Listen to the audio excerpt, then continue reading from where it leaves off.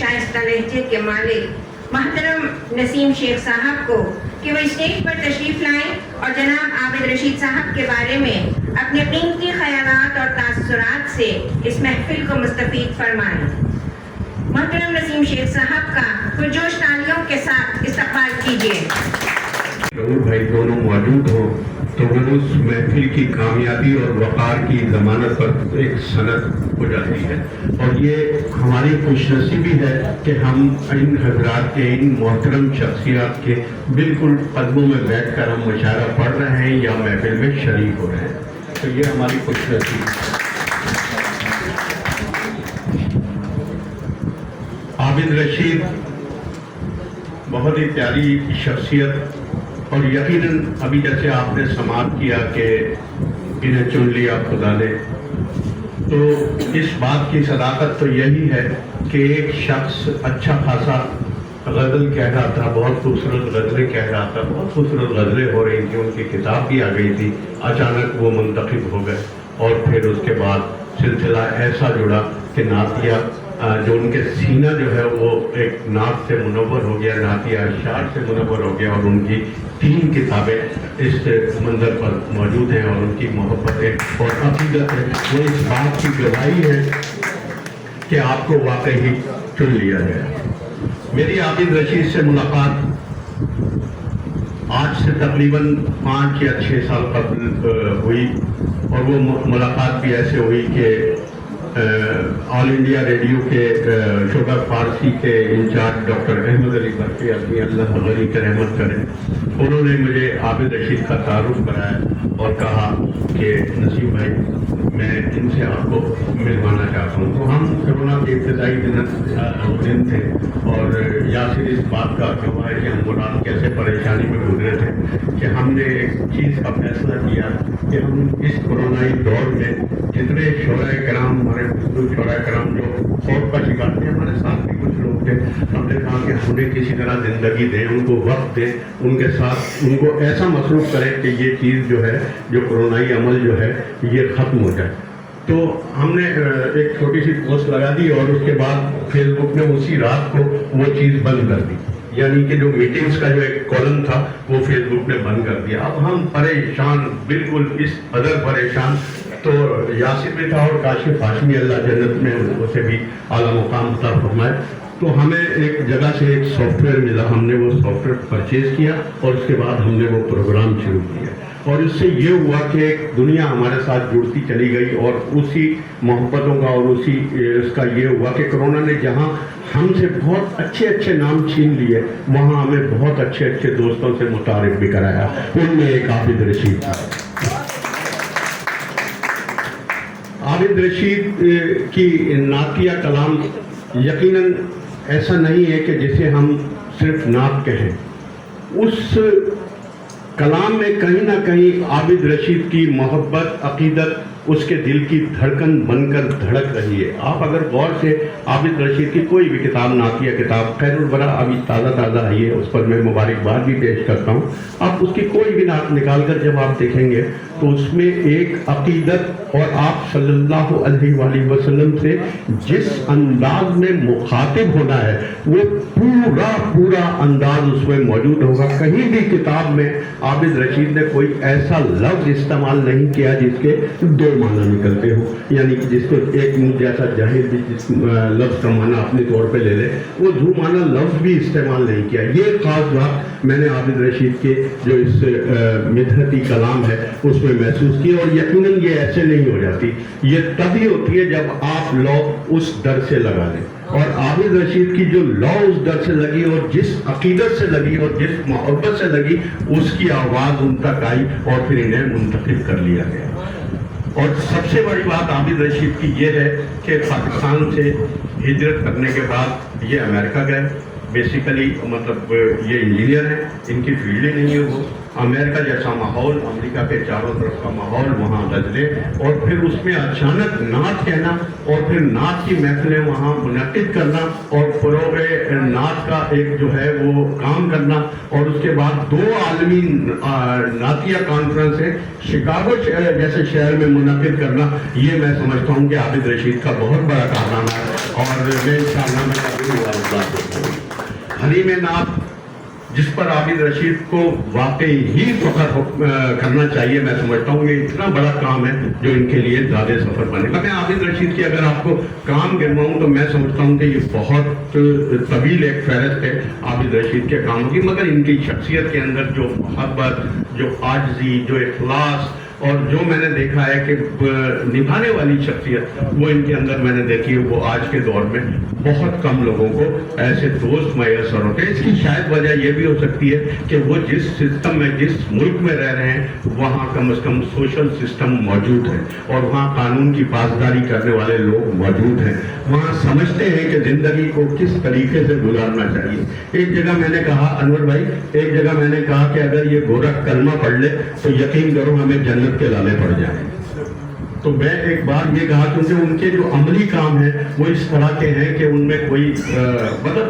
حضرت عمر فاروق رضی اللہ تعالیٰ عنہ کی پورا نظام ان کے اندر انہوں نے اس کو اپنایا ہوا ہے، اس پر کام ہو رہا ہے. اور ہمارے یہاں یہ ہے کہ ہم نے تو اس چیز کو توڑنا ہے جو بنی ہوئی ہے. تو اس صورت میں اس شہر میں رہ کر اس شخص نے جو اس کے قانون، اس کے قوانین کی پاسداری کرتے ہوئے نعت کا کام کیا، وہ میرے نزدیک بہت بڑا کام ہے اور اس پر میں عابد رشید کو مبارکباد کرتا ہوں. بہت شکریہ.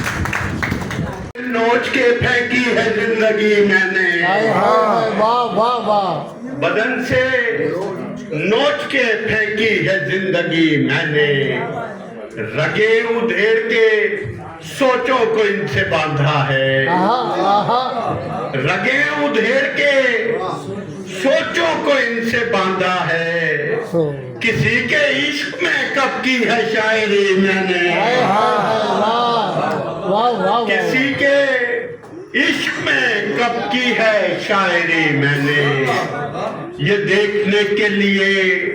کون ہے یہاں اپنا، یہ دیکھنے کے لیے کون ہے یہاں اپنا، خود اپنی لاش گھمائی گلی گلی میں، بہت اچھے، یہ دیکھنے کے لیے کون ہے یہاں اپنا، خود اپنی لاش گھمائی گلی گلی میں نے، خود اپنی لاش گھمائی گلی گلی میں نے. چاہے سے دیکھیں یہ رنج و غم نہیں جو کرتاس پر پڑے ہیں، یہ رنج و غم نہیں جو کرتاس پر پڑے ہیں، یہ زندگی کے میرے شام و سحر پڑے ہیں، یہ زندگی کے میرے شام و سحر پڑے ہیں. وقار بھائی، اس زندگی کو کیسے میں زندگی کہوں جا، ارے اس زندگی کو کیسے میں زندگی کہوں جا، آہیں ادھر پڑی ہیں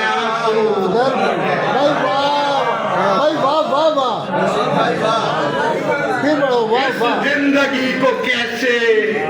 میں زندگی کہوں جا، آہیں ادھر پڑی ہیں آنسو ادھر پڑے ہیں، آہیں ادھر پڑی ہیں آنسو ادھر پڑے ہیں. محمود بھائی، سسکیاں جوڑ کے ایک چیخ بنائی میں نے، سسکیاں جوڑ کے ایک چیخ بنائی میں نے، پھر کہیں یار غزل تجھ کو سنائی میں نے، پھر کہیں یار غزل تجھ کو سنائی میں نے. شہر بھائی، پہلے تہذیب سکھائی گئی آواز کو، پھر پہلے تہذیب سکھائی گئی آواز کو، پھر اے محبت تجھے آواز لگائی میں نے،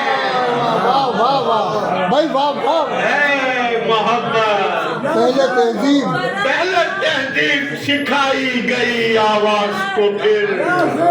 اے محبت تجھے آواز لگائی میں نے، اے محبت تجھے آواز لگائی میں نے. اور مطلب دیکھیں نظر بھائی، جب میں ہوا تھا خود سے جدا تیرے شہر میں، جب میں ہوا تھا خود سے جدا تیرے شہر میں،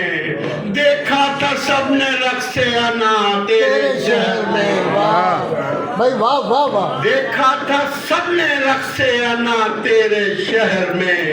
اس وقت مجھ کو ایسا لگا جیسے مر گیا، ہائے ہائے ہائے ہائے اس وقت مجھ کو ایسا لگا جیسے مر گیا، جب مجھ کو سب نے تیرا کہا تیرے شہر میں، بھائی واہ واہ جب مجھ کو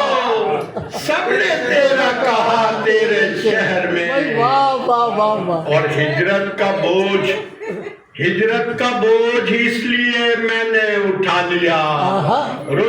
ہجرت کا بوجھ اس لیے میں نے اٹھا لیا، اس بار بک رہا تھا خدا تیرے شہر میں، بھائی واہ واہ واہ اس بار بک رہا تھا خدا تیرے شہر میں، واہ واہ اور پتھر بھی دیکھے پھول بھی چوراہے ہر گلی، پتھر بھی دیکھے پھول بھی چوراہے ہر گلی، ہر شے وہی تھی تیرے سوا تیرے شہر میں، ارے واہ واہ ہر شے وہی تھی تیرے سوا تیرے شہر میں، واہ واہ ہر شے وہی تھی، اور نوحہ سنا رہی ہیں ہوائیں مجھے یہی، نوحہ سنا رہی ہیں ہوائیں مجھے یہی، ہے قید میرے دل کی دعا تیرے شہر میں، ہے قید میرے دل کی دعا تیرے شہر میں، میں نے لہو پلایا ہے تشنا زمین کو، بھائی واہ واہ میں نے لہو پلایا ہے تشنا زمین کو، مکے گی اب تو بوئے وفا تیرے شہر میں، واہ واہ بیٹے گی مکے گی اب تو بوئے وفا تیرے شہر میں، اور کیا ردیف لائے واہ واہ واہ مکے گی میں نے لہو پلایا ہے تشنا زمین کو، مکے گی اب تو بوئے وفا تیرے شہر میں، اور تنہائی راس آ گئی کچھ اس لیے مجھے، تنہائی راس آ گئی کچھ اس لیے مجھے، یہ بھی ہوئی تھی مجھ کو عطا تیرے شہر میں، بھائی واہ یہ واہ بھی ہوئی تھی مجھ کو عطا تیرے شہر میں، تنہائی راس آ گئی کچھ اس لیے مجھے، یہ بھی ہوئی تھی مجھ کو عطا تیرے شہر میں، میں اس لیے بھی جاتا نہیں خوف ہے مجھے، میں اس لیے بھی جاتا نہیں خوف ہے مجھے، جھیلے گا کون پھر یہ سزا تیرے شہر میں، جھیلے گا کون پھر یہ سزا تیرے شہر میں، مکہ دیکھیے جب سے ہوا ہے موج نسیمی سے رابطہ، جب سے ہوا ہے موج نسیمی سے رابطہ، رہنے کا آ رہا ہے مزہ تیرے شہر میں، رہنے کا آ رہا ہے مزہ تیرے شہر میں، جب سے ہوا ہے موج نسیمی سے رابطہ، رہنے کا آ رہا ہے مزہ تیرے شہر میں، رہنے کا آ رہا ہے مزہ تیرے شہر میں۔ تو حضرات گرامی مشاعرے کو آگے کی جانب بڑھاتے ہیں اب ہم، کیونکہ مسجد ہماری شروع